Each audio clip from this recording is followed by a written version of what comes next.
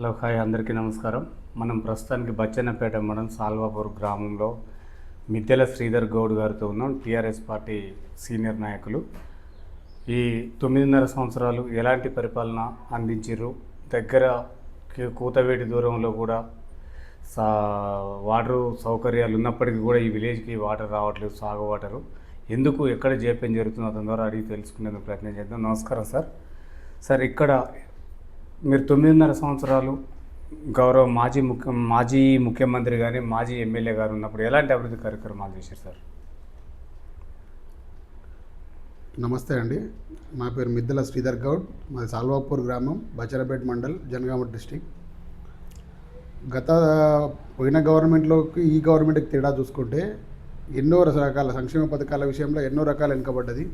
Main సాగునీటి విషయంలో ఇప్పటికే రైతు కోఆర్డినేటర్ అని కోదండ రామరెడ్డి అని ఆయన చెప్పిండు, ఇప్పటికే మీరు పంటలు వేసుకోవద్దు, బోర్లు వేసుకోవద్దు, పంటలు వేసుకోవద్దు అని చెప్పిండు. ఆ కాళేశ్వరం నీళ్ళను ఇసుక కోసమే దాన్ని మొత్తం ఎండబెట్టి ఇసుక మాఫియా ఒకటి తయారైంది. ఇసుక మాఫియా కోసం ఇసుక తవ్వనీకి కాళేశ్వరం నీళ్లు తీస్తలేరు. అది మనం ఈ రోజులలో న్యూస్ ఛానల్ కానీ దేనిలో చూస్తున్నాం. ఇసుక ఓన్లీ ఇసుక, అది కాళేశ్వరం కోల్పోయింది, అదేంది అనే విషయం మాటలు పెట్టి అది ఇంత గోదావరి వరద వచ్చినా, ఎంత పెద్ద వరద వచ్చినా కానీ ఇంతవరకు ఏం కాలేదు. ఏదో చిన్న కుంగిపోయినంత విషయంలో దాన్ని పెద్ద రాతాంతం చేసి ఓన్లీ ఇసుక తవ్వకాశం కోసం వాటర్ తోడతలేదని తెలిసింది. సో దాంతో ఉన్న పంటలు నిండిపోతున్నాయి. మా పక్క గ్రామమే సింగారం, యాదాద్రి భువనగిరి జిల్లా మాది. పక్క 2 కిలోమీటర్లు పోతే అక్కడ బీర్లాయలే అనే ఎమ్మెల్యే మొత్తం గంధమాల చెరువు, అంటే నీకు మల్లన్న సాగర్ నుంచి వచ్చే మెయిన్ కెనాల్ నుంచి గంధమాల చెరువు నుంచి వాళ్ళు మొత్తం వాటర్ దొరికిపోతుండ్రు. అంటే ఎట్లయిపోయిందంటే అధికారం ఉన్న నియోజకవర్గంలో ఒక రకంగా ఉంది, అధికారం లేని నియోజకవర్గంలో ఒక రకంగా అయిపోయిందండి పాలన. అట్లా. ఓకే సార్, ఇక్కడ కాంగ్రెస్ నాయకులు ఇక్కడున్న ఎమ్మెల్యే గారు పోయి మంత్రి గారిని నీళ్ళు ఇవ్వమని అడగట్లేడు, అడిగితే మేము నీళ్ళు వదిలేటోళ్ళమని చెప్పేసి అంటున్నారు సార్. ఎందుకు అడగొచ్చు కదా పల్లా రాజేశ్వర రెడ్డి గారు? మా సమక్షంలో, మా కార్యకర్తల సమక్షంలో ఇరిగేషన్ డిపార్ట్మెంట్లో ఉన్న చిన్న అధికారి నుంచి పెద్ద అధికారి వరకు డిఈ గారు కానీ ఎస్సీ గారి దృష్టి కూడా తీసుకెళ్ళారు. చాలాసార్లు మెమరాండం ఇచ్చారు. మా ముఖ్య కార్యకర్తల మీటింగ్లో కూడా ఫోన్ చేసి మాట్లాడారు మా దగ్గర. ఎందుకంటే మా దగ్గర గండిరామారం, తపాస్పల్లి, ధర్మసాగరు ఇవన్నీ నింపాలి, మీరు ఖచ్చితంగా నింపితేనే మా రైతులు బయటపడతారు.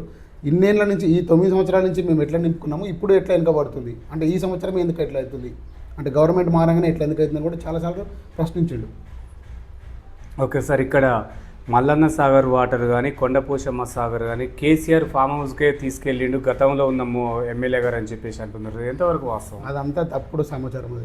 అదంతా తప్పుడు అసలు. అంటే ఎట్లా అంటే అది 50 టీఎంసీల వాటరు, అది అంటే గవర్నమెంట్ అనేది ఎక్కడ పెట్టాలనేది అక్కడ పెడతారు, కానీ ఒక ఫామ్ హౌస్ 100 ఎకరాల ఫామ్ హౌస్ కోసం, భూమి కోసం చేసేది కాదు కదండి. 50 టీఎంసీల నీళ్ళు 100 ఎకరాల ఫామ్ హౌస్ తీసుకుని ఏం చేస్తాడు? అది తెలంగాణ అవసరాల కోసం తీసుకుంటాడు, కానీ ఒక 100 ఎకరాల కోసం, ఒక ఊరికి వచ్చిన గ్రామం కోసం 50 టీఎంసీలు అయితే తీసుకురాలేదు కదా. ఓకే సార్, గతంలో చూసుకుంటే గత ప్రభుత్వం ప్రవేశపెట్టిన పథకాలు అనేకమైన పథకాలు సార్. షాదీ ముబారక్ కానీ, కళ్యాణ లక్ష్మి, రైతు బీమా, రైతు బంధు, మిషన్ కాకతీయ, మిషన్ భగీరథ చెప్పుకుంటూ పోతే అద్భుతమైన పథకాలు. ఇక్కడ ఎన్ని అమలు అయినాయి సార్ మీకు? మా దగ్గర షాదీ ముబారక్ అంటే మా దగ్గర ముస్లిం అయిన తక్కువ, మొత్తం బీసీలమే ఉంటాం. మా దగ్గర ఏమైందంటే ఖచ్చితంగా కళ్యాణ లక్ష్మి ప్రతి దగ్గర ఒక 300 మందికి దాకా వచ్చింది. అన్నీ అంటే ఒక్కటే పథకం అనే కాదు, మీకు గర్భిణీ స్త్రీలకు వస్తే కేసీఆర్ కిట్టే కానీ, తర్వాత ఉచిత ప్రయాణం కానీ, 102 అమ్మఒడి అని, తర్వాత ఇలాంటివి చూసుకుంటే ఇప్పుడు కేసీఆర్ కిట్ అనేది బంద్ అయిపోయింది. రేవంత్ రెడ్డి కిట్ పెట్టుకుని ఇస్తే ఆయనకి ఏమైనా పోయేది ఏం లేదు కదా. అది గర్భిణీ స్త్రీలకు మంచిదే కదా. గర్భిణీ స్త్రీలకు న్యూట్రిషన్ కిట్ బంద్ అయిపోయింది. ఆ రైతు బీమా కూడా ఎప్పుడు వస్తుందో ఎప్పుడు అవుతుందో కూడా తెలుస్తలేదు. ఇట్లా సమస్యలు విపరీతంగా ఉన్నాయి. గవర్నమెంట్ మారంగానే బొచ్చడి సమస్యలు అయిపోయినాయి. రైతుల విషయాలకైతే అడవుల సమస్యలు అయిపోయినాయి. అది వర్ణనాతీతం అయిపోయింది. పరిపాలన విషయంగా కూడా అంతే. ఇప్పుడు వాటరే వస్తలేవు. మిషన్ భగీరథ తర్వాత ఇంటింటికి కలెక్షన్ ఇచ్చి వాటర్ ఇస్తే ఇప్పుడు వాటరే వస్తలేవు. ఒక్క 2 బిందెలు వచ్చేది కూడా కష్టం ఉంది వాటర్. అది అంటే ఊర్లో మీరు ఎవరిని అడిగినా చెప్తారు. ఇప్పుడు కాంగ్రెస్ ప్రభుత్వం ప్రవేశపెట్టిన 6 గ్యారంటీలలో ఉచిత బస్సు ఏ విధంగా ఉంది సార్? ఆ ఉచిత బస్సు ప్రయాణం లేడీస్కి పెట్టిరు, రేట్లు ఎక్కువ చేసిరు. మీరు చూస్తున్నారే ఉన్నారు సోషల్ మీడియాలో. ఆ కొట్లాటలు పంచాయతీలు విపరీతంగా ఇక చూస్తూనే ఉన్నారు. అది అసలు అది అంత అందరికీ దృష్టిని ఆకర్షించిందని నేను అయితే అనుకోవట్లేదు. ఓకే సార్, ఇక్కడున్న స్థానికంగా ఉన్న ఎమ్మెల్యే గారు పల్లా రాజశేఖరరెడ్డి గెలిచేటోడే కాదు, ఓటుకు డబ్బులు ఇచ్చి కొనుక్కొని గెలిచడం జరిగిందని చెప్పేసి ఇక్కడున్న కాంగ్రెస్ నాయకులు అంటున్నారు సార్. ఈ విలేజ్లకు సంబంధించిన కాంగ్రెస్ నాయకులు అది ఎంతవరకు వాస్తవం ఉంటారు? అదంతా తప్పుడు సమాచారం. అంటే ఆయన ప్రజల నాయకుడు 30 రోజులలో టికెట్ తెచ్చుకొని వచ్చిండు. ప్రజల సమస్యల మీద ప్రతి ఒక్క ఊర్లో సమస్యల మీద తిరుగుతున్నాడు. ఇప్పటికీ మీరు చూస్తున్నారు, మీకు ఐడియా ఉండొచ్చు, నీలిమ హాస్పిటల్ గట్కేసర్లో ఇప్పటికీ మా ఊరు నుంచి ఒక 200 మంది వేరు ఉచిత ఆపరేషన్లు కానీ అట్లా. ఆయన ఒక మాట అంటే నెరవేరుస్తుండే ఆయన ప్రజానాయకుడు. ఆయనను ఈ డబ్బులని ఇవన్నీ మసలు ప్రతాప్ రెడ్డి పంచలేదా, ప్రతాప్ రెడ్డి చేయలేదా, అదంతా తప్పుడు సమాచారం. అంతే కాకపోతే ప్రజల నాయకుడు ఆయన పక్కా ఒక మాట అన్నాడంటే మాట నెరవేర్చి తిరుగుతాడు ఆయన. ఓకే సార్, మీరు అధికారంలో ఉన్నప్పుడు ఈ బచ్చన్నపేటలో విద్యా వైద్యం ఎంత మేరకు లబ్ధి చేకూరిందంటారు సార్? మా దగ్గర గురుకుల్ సంబంధించిందా, మా దగ్గర గురుకుల హాస్టల్స్ కానీ అది 220 గురుకుల హాస్టల్ ఉంటే 1020 గురుకుల హాస్టల్ పెట్టాడు కేసీఆర్. దాంతో ఇలా మీరు నిన్న కూడా చూసిండ్రు, ముఖ్యమంత్రి దగ్గరనే ఒక అమ్మాయి నేను గురుకుల హాస్టల్ నుంచి వచ్చినా, నేను ఎంబీబీఎస్ సీటు సంపాదించినా అని మాట్లాడింది. తిరుమలగిరి సాగర్ అది అంటే ఆటోమేటిక్గా రాష్ట్రం మొత్తం చూసింది. అది సో తెలంగాణ మొత్తం, మా ఊరేనే కాదు మా మండలనే కాదు, తెలంగాణ రాష్ట్రం మొత్తంలో గురుకుల అనేది ఎట్లుంది, స్టడీ అనేది ఎట్లుంది అనేది మీకే అర్థమవుతుంది. ఒకసారి విలేజ్లలో చూసుకుంటే బెల్ట్ షాపులు విపరీతంగా పెరిగినాయి సార్. వాటిని పెంచి పోషించింది బీఆర్ఎస్ పార్టీ అని చెప్పేసి ఇక్కడున్న కాంగ్రెస్ నాయకులు అంటున్నారు సార్. ఇది ఎంతవరకు వాస్తవం? మరి ఇప్పుడు రాగానే మీరేం చెప్తారు? ఇప్పుడు 14 నెలల నుంచి మీరు బంద్ చేయాలి కదా బెల్ట్ షాపులు. వాళ్ళు బంద్ చేయొచ్చు కదా, వాళ్ళ అధికారం ఉంది, అన్ని రకాలు ఉంది. అంటే చిన్న దానికి కేసులు పెడుతున్నారు పోలీసులతో. చిన్న సోషల్ మీడియాలో కానీ దేనిలోనైనా అందరు ఇబ్బంది. ఇప్పుడు ఈ బెల్ట్ షాపులు బంద్ చేయడానికి పెద్ద కదా, గుడుంబ బంద్ చేయాలని కేసీఆర్ కంకణం కట్టిండు. ఒక్క గుడుంబాన్ని నిర్మాణం లేని రాష్ట్రంగా మార్చిండు. మీరు అంటే గవర్నమెంట్ మార్చడానికి ఎంతసేపు బెల్ట్ షాపులు? ఓకే సార్, ఇప్పుడు కాంగ్రెస్ ప్రభుత్వం ప్రవేశపెట్టిన పథకాలలో రుణమాఫీ రైతు బంధు పడలేదు, రుణమాఫీ కాలేదు సార్, బ్యాంకర్లు పట్టించుకుంటారు. ఈ ఊర్లో చాలామంది గగ్గోలు పెడుతున్నారు. ఆ సమస్యలు మీరు ఎలా పరిష్కరిస్తున్నారు సార్? బ్యాంకర్ల దగ్గర పోతే పట్టించుకున్న నాదులే లేడు. అసలు విషయానికి వస్తే మా మొత్తం 2 లక్షల రుణమాఫీ ఎప్పుడో ఒక మంత్రి ఒక మాట చెప్తున్నాడు, ముఖ్యమంత్రి ఒక మాట చెప్తున్నాడు. అసలు ఎవరు తినాలన్నా ఎవరు తినొద్దో కూడా అర్థమవుతలేదు. మా దగ్గరకు వచ్చారు ఒక 30% 35% అయింది. 2 లక్షల ఉన్న వాళ్ళది అసలే కాలేదు. 2 లక్షల లోపు ఉన్నది కూడా వైఫ్ అండ్ హస్బెండ్ ఉన్నది కూడా వాళ్ళది కూడా కాలేదు. అది అగ్రికల్చర్ ఆఫీసర్ దగ్గర పోతేనేమో బ్యాంకుల దగ్గరికి వెళ్ళంటుండే, ఆ బ్యాంకుల దగ్గరికి పోతేనేమో మా దగ్గర రాలేదు, మేము వచ్చినాక మేమేం చేసుకుంటామని వాళ్ళు అంటున్నారు. అది అసలు అసంపూర్తిగా మిగిలిపోయింది. అది రైతు బంధు విషయానికి వస్తే మాత్రం మండలానికి ఒక యూనిట్ ఎక్క తీసుకున్నాడు ఒక విలేజ్. మొత్తం మండలాలు 500 చిల్లర మండలాలు ఉంటే 500 చిల్లరలో ఒక్కొక్క విలేజ్ని సెలెక్ట్ చేసి ఆ విలేజ్కి ఇచ్చిండు. 12,000 గ్రామ పంచాయతీలు ఉన్నాయి తెలంగాణలో. 12,000 గ్రామాలు ఎక్కడ, 500 గ్రామాలు ఎక్కడ వాళ్ళకి ఇచ్చి నేను అభివృద్ధి చేస్తున్నా అంటే అది ఎట్లా? అసలు అది హాస్యాస్పదం అయిపోయింది. అది కేసీఆర్ ఉన్నప్పుడు అలాగే కరోనా ఉన్నప్పుడు కూడా, కరోనా లాక్డౌన్లో కూడా అమౌంట్ వేసిండు. అసలు ఈ రైతు బంధు పథకాన్నే రోల్ మోడల్గా తీసుకొని ప్రధానమంత్రి ప్రవేశపెట్టిండు. ఓకే సార్, ఇప్పుడు కొండపోచమ్మ సాగర్ కానీ మల్లన్న సాగర్ నీళ్ళు బచ్చన్నపేట మండలానికి రావట్లేదని చెప్తున్నారు సార్. ఎక్కడ జాప్యం జరుగుతుంది, ఎందుకు రావట్లేదు? బచ్చన్నపేట మండలానికి కొండపోచమ్మ మల్లన్న సాగర్ నుంచి రావు, తపాస్పల్లి రిజర్వాయర్ నుంచి వస్తాయి బచ్చన్నపేట మండలానికి. తపాస్పల్లి మండలకు మల్లన్న సాగర్, కొండపోచమ్మ సాగర్ 2 రిజర్వాయర్లు కట్టక ముందుకే తపాస్పల్లి రిజర్వాయర్ అయింది. తపాస్పల్లి రిజర్వాయర్ నుంచి మెయిన్ కెనాల్ నాగపూర్ నుంచి పోతుంది, అది బచ్చన్నపేట జనగాం దాకా పోతుంది. అది కాకపోతే ఏంటంటే మా దురదృష్టం ఏంటంటే మా సాల్వాపూర్, మన్సాన్పల్లి, లింగంపల్లి అని ఒక 3-4 ఊళ్ళు ఉన్నాయి.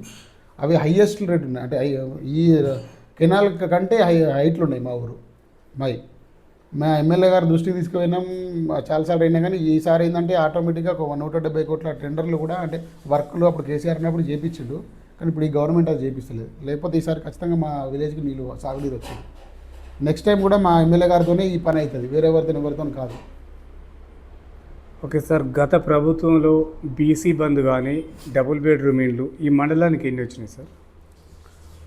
మా విలేజ్లో రాలేదు డబుల్ బెడ్రూమ్ ఇల్లు. అంటే మా విలేజ్ రాలేదంటే లాస్ట్ టైం మా విలేజ్కి వచ్చినప్పుడు ఒక 4-5 ఇండ్లే ఇస్తాము, తర్వాత ఇస్తామని అన్నప్పుడు లేదు, మాకు ఎలిజిబిలిటీ లిస్ట్ ప్రకారం ఒక 15 ఇండ్లు అయితే మెయిన్ కావాలి సార్, మాకు ఒకసారి 15 ఇవ్వండి అని చెప్పినాం. ఆ లోపు మాకు గవర్నమెంట్ మారింది. ఓకే సార్, ఈ రీసెంట్గా జరిగిన గ్రామ సభ దాంట్లో ఇందిరమ్మ ఇండ్లు కానీ రేషన్ కార్డులు కానీ మొత్తం కూడా కాంగ్రెస్ పార్టీ కార్యకర్తలకే ఇచ్చిండ్రు, గొడవలు అనేది ప్రజలు చెప్తున్నమాట. గొడవలు కొంచెం గొడవలు అయినాయి. బట్ ఏమైందంటే ఆ విషయానికి వచ్చేసరికి ఫస్ట్ ఎలిజిబుల్ లిస్ట్ ప్రకారము రేషన్ కార్డులో లేని వారికి ఒక 64 రేషన్ కార్డులు వచ్చినాయని అధికారులు అన్నారు. అంటే ఎవరికి వచ్చినా ట్రాన్స్పరెంట్గా ఇంకా ఒక లిస్ట్ కానీ ఏం కానీ ఇస్తలేరు. ఇందిరమ్మ ఇండ్లు కూడా ఫైండ్ అవుట్ చేసిరు, ఒక 70 ఇండ్లు 64 ఇండ్లు ఫైండ్ అవుట్ చేసినామని చెప్పారు. అది ఒక లిస్ట్ ఫామ్ చేసినామని చెప్పారు. ఆ లిస్ట్ కూడా ఇప్పుడు కాదంట, మళ్ళీ డిఈ వచ్చిండు, మళ్ళీ ఏఈ వచ్చిండు, మళ్ళీ చూసుకోయారు. అది L1 L2 L3 కింద కేటగిరీ కింద తీసుకుంటున్నాం. L1 అంటే మొత్తం ల్యాండ్ లేని వాళ్ళకి, భూమి లేని వాళ్ళకి ఫస్ట్ కేఆర్టీ అంటున్నారు. ఇప్పటివరకు ఎవరికి ఇల్లు వచ్చింది, ఇది మా సాల్వాపూర్ విలేజ్ మండలానికి ఒకటి యూనిటీ మోడల్గా తీసుకున్నారు కదా, అందులో మా ఊరు తీసుకున్నారు. ఆ తీసుకున్న విలేజ్కి ఎన్ని ఇండ్లు వచ్చినాయని కరెక్ట్గా చెప్తలేరు. ఏ అధికారిని అడిగినా ఇంకా లేదండి, ఇంకా లిస్ట్ కాలేదండి, అయిపోలేదండి అని చెప్తున్నారు. మరి అది ఈ 2-3 రోజులలో మొత్తం ముగ్గులే పోస్తూ అంటున్నారు. ఆ ముగ్గులు పోస్తున్న టైంకి కూడా ఇప్పటికి కూడా లిస్ట్ ఫైనలైజ్ చేస్తలేరు. అధికారులు అడిగినా సపోర్ట్ చేస్తలేరు, అంత అధికార పార్టీ సభ్యులైనా సపోర్ట్ చేస్తలేరు. ఓకే సార్, ఇక్కడ బీసీ వర్గీకరణ పైన మీ అభిప్రాయం ఏంటి? ఆ నివేదిక తప్పుందని చెప్పేసి దానికి సంబంధించిన ఎమ్మెల్సీ గారు ఆ నివేదిక తలగబెట్టడం కూడా జరిగింది సార్, దానిపైన మీ అభిప్రాయం ఏంటి?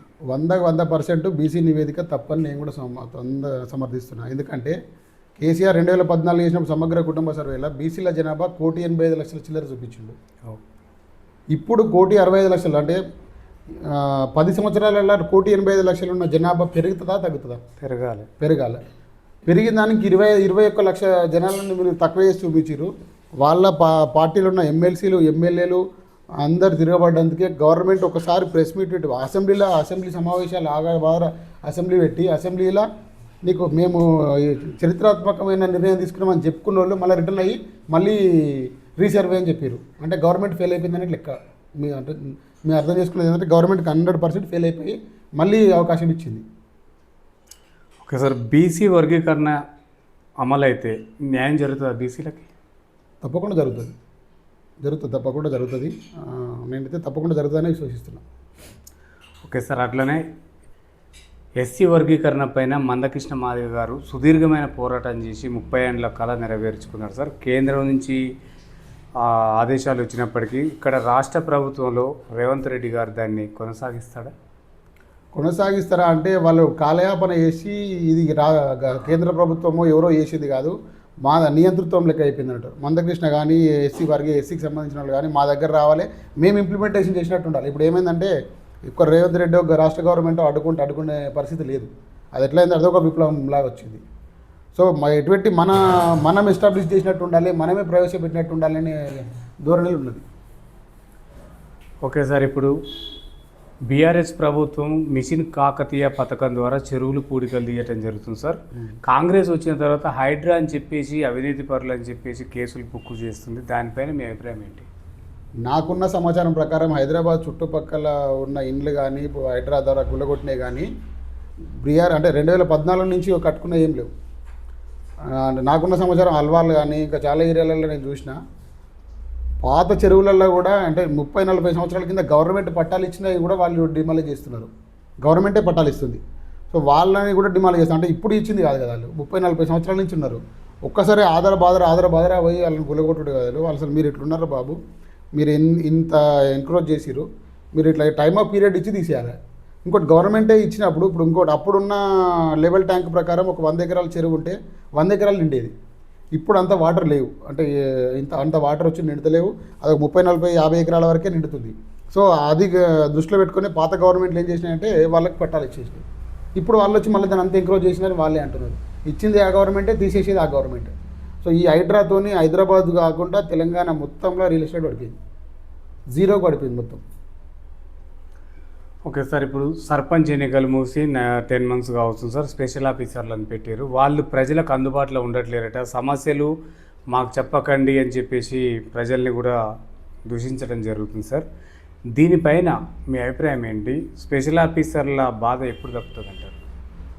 అది గవర్నమెంట్ నిర్ణయించాలి. గవర్నమెంట్కి అసలు ఇది పెడదామంటేనే వణుకొస్తున్నట్టుంది.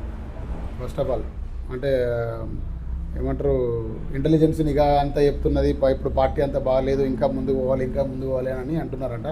అది ఎంత అసలు గవర్నమెంట్ ఇదివరకు ఎప్పుడో పెట్టాల్సిందే. అసలు ఇన్ని రోజులు కాలయాపన చేస్తుంది. మా గవర్నమెంట్ అంత పటిష్టంగా ఉన్నప్పుడు, వాళ్ళ పార్టీ అంత పటిష్టంగా ఉన్నప్పుడు ఖచ్చితంగా ఎంబడే ఎలక్షన్లకు పోవాలి వాళ్ళు. అంటే వాళ్ళ ఫెయిల్యూర్ ధనం అప్పుడే కనిపిస్తుంది. ఈ స్పెషల్ ఆఫీసర్లు వాళ్ళేం చేస్తారు, ఇక్కడ అధికారులే అంటే ఎమ్మెల్యే కాకుండా మామూలుగా నాయకులే వాళ్ళను పట్టించుకుంటారు. వీళ్ళు ఏం చేస్తారు ఇంకా? ఓకే సార్, ఇప్పుడు మీరు యువకులు మొత్తం కూడా డ్రగ్స్ మాఫియా బాగా విపరీతంగా అయ్యి సార్, ఇప్పుడు యువత మొత్తం కూడా భవిష్యత్తు ఆగమవుతుంది సార్. దీని నిర్మూలన కోసం మీ ప్రభుత్వం ఎలాంటి చర్యలు చేపట్టింది? ఈ కాంగ్రెస్ ప్రభుత్వం ఎట్లా చేపట్టబోతుంది సార్? గవర్నమెంట్ వచ్చిన ఒక నెల 2 నెలల విషయం ముందు ముఖ్యమంత్రి డ్రగ్స్ అని ఒకటే తీసిండు. ఇప్పుడు అది మర్చిపోయింది ఇక. అంటే అది ఏమైందంటే ఒకసారి షోపుటప్ చేయాలి, దాన్ని బంద్ చేయాలి. అట్లా ఈ రకంగా చూసుకుంటే చాలా ఉన్నాయి. అట్లా ఏదో ఒక 10 రోజులు, వారం రోజులు మాట్లాడతారు, దాన్ని వేస్తారు. అంటే మేము చేస్తున్నాం, అది వీళ్ళని విచారణ చేస్తామంటారు, అయిపోతుంది. అదేం లేదు. ఖచ్చితంగా యువత అయితే వాస్తవంగా చెప్పాలంటే యువత చాలా వరకు ఈ డ్రగ్స్ కానీ వీటితో బాగా గంజాయిలని బాగా అయిపోతుంది. దానికి ప్రత్యేకంగా ఒక ఫోర్స్ పెట్టి రాష్ట్ర లెవెల్లో ఒక కమిటీ పెట్టి తర్వాత మండలానికైనా జిల్లాకైనా ఒక ఫోర్స్ పెట్టి వాళ్ళని ఖచ్చితంగా పెట్రోలింగ్ ఇది అంతా చేసి ఫైండ్ అవుట్ చేయాలి ఊర్లో. ఖచ్చితంగా గవర్నమెంట్ తలుసుకుంటే ఏది ఉండదు. మా ఊరు ఉంది, మా ఊర్లో ఆటోమేటిక్గా ఒకసారి 2 సార్లు చూసి అంటే ఈ చెడు ప్రవర్తన మీద తిరిగే వాళ్ళు ఎవరున్నారు ఏం కదా కొద్దిగా నిఘా పెడితే ఆటోమేటిక్ సెట్ అయిపోతుంది. అది గవర్నమెంట్ పోలీస్ వ్యవస్థ చేస్తే తొందర పరిష్కారం అవుతుంది. సార్, బచ్చన్నపేట మండల హెడ్ క్వార్టరు అభివృద్ధికి నోచుకోలేదని చెప్పేసి అంటున్నారు సార్. ఎక్కడ 9.5 సంవత్సరాలు మీ ప్రభుత్వం ఎందుకు చేయలేకపోయింది? అన్ని మండలాలకు ఉన్న ప్రియారిటీ ప్రకారమే బచ్చన్నపేటకు వస్తుంది. అంటే స్పెషల్గా బచ్చన్నపేటకి ఏమి ఉండదు కదండి. రాష్ట్రంలో అన్ని మండలాలు ఎట్లున్నాయి అన్నీ. గవర్నమెంట్ ఒక మండలాన్ని, విలేజ్ అనో, జిల్లానో చూడలేదు.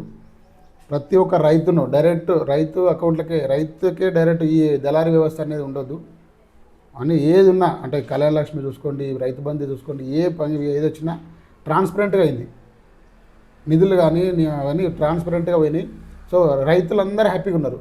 ఇప్పుడు ఎంత హ్యాపీగా ఉన్నారో అంత బాధపడుతున్నారు. ఇప్పుడు రాష్ట్రం మొత్తంలో మా విలేజ్లో ఎక్కడైనా చూసుకుంటే. ఓకే సార్, గత ప్రభుత్వంలో మహిళలకు ఎలాంటి రక్షణ కల్పించింది? ఈ గవర్నమెంట్ వచ్చిన తర్వాత మహిళలకు ఎలాంటి రక్షణ కలుగుతుంది సార్? పోయిన గవర్నమెంట్లో చూసుకుంటే సీ టీమ్స్ అని పెట్టారు. మీరు దిశ సంఘటన చూసిర్రు. ఇప్పుడు అంటే మాటల వరకే ఉన్నది, అంత లేదని నేనైతే నమ్ముతున్నా. మాటల వరకే దిశ అనేది చూసిర్రు. అట్లా ఒక్కసారి అమ్మాయి మీదకి ఏదన్నా పోతే ఆటోమేటిక్గా వాళ్ళకు వణుకు పుట్టే ప్రయత్నం చేశారు. ఇప్పుడు అలాంటి సంఘటన ఏదో జరిగినా కానీ ఇప్పుడైతే ముద్ర నిద్ర మీదనే ఉన్నది గవర్నమెంట్. ఓకే సార్, ఇప్పుడు గ్రామ పంచాయతీ ఎన్నికలు వస్తున్నాయి సార్. ఓటు విలువ ఒక బిర్యానీ పొట్లము లేకపోతే 100 రూపాయలు 500 రూపాయలకు అమ్ముకుంటున్నారు సార్. యువతలో చైతన్యం రావడానికి మీరు కూడా యువకులు ఎలాంటి చైతన్యం తీసుకురాబోతున్నారు? గ్రామ పంచాయతీలో బలోపేతంగా ఉంటేనే మండలాలు బాగుంటేనే రాష్ట్రం బాగుంటుంది. స్పెషల్గా ఇప్పుడు ఏమవుతుందంటే అది ఆనవాయితీగా అయిపోయింది. అంటే పైసలు కానీ, బిర్యానీ కానీ, ఇంకేదైనా కానీ, మద్యం కానీ అన్నట్టయింది. యువత ఫస్ట్ నా పర్సనల్ ఒపీనియన్ ఏంటంటే యువకులు ఒక 40 సంవత్సరాల కింద ఉన్న వాళ్ళు బాగా ఆలోచించాలి. చదువుకున్నవాడు ఉన్నాడా, నిలబడేటోడు ఎట్లా ఉన్నాడు, ఏంది అంటే ఏం చదువుకున్నాడు, ఏం కథ, ఇట్లా మాట విధానం ఏముంది, ఆయన కంపారిజన్ చూసుకోవాలి. మన విలేజ్లో ఏదైతే బాగుంటుంది. ఇప్పుడు అంతా సోషల్ మీడియా ప్రభావం ఎక్కువైపోయింది, న్యూస్ ఎక్కువైపోయింది. తర్వాత ఎక్కడికైనా చేర్చుకునేది ఉంది. సో కొంచెం చదువుకున్న వాళ్ళను, మంచిగా ఎంగున్న వాళ్ళను, వాళ్ళ బ్యాక్గ్రౌండ్, వాళ్ళు ఏంది, వాళ్ళ ప్రవర్తన ఏంది అంటే అట్లా చూసి ఎన్నుకోవాలి. ఎన్నుకుంటే కొంచెం మంచిగా చేయగలుగుతాం మనం. సార్, గత ప్రభుత్వంలో ఉప సర్పంచ్లకు చెక్ పవర్ ఇవ్వడం జరిగింది సార్. దాని ద్వారా కొన్ని చోట్ల అభివృద్ధికి నోచుకోలే, కొన్ని చోట్ల అభివృద్ధి అయింది అంటున్నారు సార్. ఈ పద్ధతి ఉంటే మంచిగా ఉంటుందా, తీసేస్తే బాగుంటుందా? అది ఉప సర్పంచ్లు లేదనుకుంటా పోయినసారి. ట్రాన్స్పరెంట్గా ఉంటుంది. బాడీ మొత్తం కూర్చొని ఏ నిర్ణయం ఏమైనా తీసుకుంటుంది. అంటే వార్డు మెంబర్లే కానీ, ఉప సర్పంచ్ కానీ, సర్పంచే కానీ ఓన్లీ ఒక సర్పంచ్కే ఇస్తే ఆయన ఏం చేస్తాడో ఎట్లా చేస్తాడో అర్థం కాదు కదా. బాడీ మొత్తం కూర్చొని ఉమ్మడి నిర్ణయం తీసుకొని ఎక్కడ ఏం చేద్దాం, నిధులు ఎట్లా ఖర్చు పెడదామని ఉంటుంది. కాబట్టి నేను ఉప సర్పంచ్లకు ఇస్తే బాగానే ఉంటుంది అనుకుంటున్నాను నేను. ఓకే సార్, రానున్న ఎన్నికలలో సాల్వాపూర్ గ్రామ ప్రజలు శ్రీధర్ గౌడ్కి ఎందుకు ఓటేయాలి, ఏం చెప్తారు? నేను చదువుకున్నవాడిని, గ్రామ సమస్యల మీద తెలిసిన వాడిని. అంటే గ్రామం మీద ఏ సమస్య ఉన్నా ఎక్కడికైనా పోయి మాట్లాడగలుగుతా. ఫస్ట్ ఎక్కడికి ఏ ఆఫీసర్ దగ్గరికైనా అది మా గ్రామ సమస్యలు తీసుకోగలుగుతా, ఏ మీటింగ్లు అయినా తీసుకోగలుగుతా. గ్రామ సమస్యల మీద పూర్తి అవగాహన ఉన్నవాడిని. ఖచ్చితంగా నేను గ్రామంకు ఏం చేయాలి, ఎట్లా చేయాలి, ఒక ఇప్పుడు ఇంతకుముందు చేసిన వాళ్ళంతా ఒక ఏజ్ పర్సన్, ఒక వాళ్ళ పాయింట్ ఆఫ్ వ్యూలో వాళ్ళు మంచిగా చేయలే అంటలే, నేను వాళ్ళకంటే బెటర్గా చేస్తాను. నేను చదువుకున్న యువకుడిని, ఎక్కడికైనా వెళ్ళగలుగుతా. ఏ ఆఫీసర్తోనైనా, ఏ అధికారితోనైనా, ఏ పోలీస్ స్టేషన్కైనా, ఎక్కడికైనా, ఏ ఎమ్మెల్యే గారి దగ్గరికైనా, ఎక్కడికైనా మా ఊరు కోసం, మా ఊరు, మా కథ, మాది నిధులు కావాలని మాట్లాడగలుగుతా, తీసుకురాగలుగుతా. ఓకే సార్, చివరిగా మీరు ఎలాంటి సర్పంచ్ ఉంటే బాగుంటుంది, ఎలాంటి సర్పంచ్కి ఓటేయాలి, ప్రజలకు ఏం చెప్తారు సార్? గ్రామ సమస్యల మీద పోరాటాలకు ఇవ్వాలి. గ్రామంలో అసలు ఏం జరుగుతుంది, ప్రతి ఒక్క చిన్న విషయానికి, అంటే పారిశుద్ధ్యం విషయంలో కానీ ప్రతి ఒక్క దాంట్లో కమిటీలు ఉండాలి. గ్రామం విషయానికి వచ్చే వరకల్లా ట్రాన్స్పరెంట్గా ఉండాలి. అంటే ఏదో ఇప్పుడు ఏమైందంటే పోయినా ఇది పోయిండు ఇట్లా పోయిన వాళ్ళ మీద వీళ్ళ మీద నేపాల్ నెట్లు కాకుండా ఇప్పుడు మనం వచ్చి ఏం చేయాలి, పోయిన గవర్నమెంట్లోనే కాదు, ఉన్నంతలో గ్రామానికి ఏం చేయాలి. ఫస్ట్ గ్రామ సభలు కరెక్ట్ నిర్వహించాలి. వచ్చిన నిధులను వాని ఇష్టం వచ్చినట్టు కాకుండా ఊర్లో ఎక్కడైతే అంటే సమస్య ఎక్కడుంది దాని మీద దృష్టి పెట్టాలి ఫస్ట్. అయితే ఏమైందంటే కొందరు సర్పంచులు ఏమైందంటే వాళ్ళు చేసింది మేము ఇది చేస్తాం, ఇదే చేస్తాం, సమస్య ఒక దగ్గర ఉంటుంది, పని ఒక దగ్గర ఉంటుంది. ఫస్ట్ గ్రామంలో చర్చ జరగాలి, ఎక్కడ సమస్య ఉంది దాన్ని నిర్వహించినాక తర్వాత దానికి పోవాలని కాన్సెప్ట్ నేను అనుకుంటాను. Okay sir, thank you. చూస్తూనే ఉండండి మీ తెలుగు టీవీ.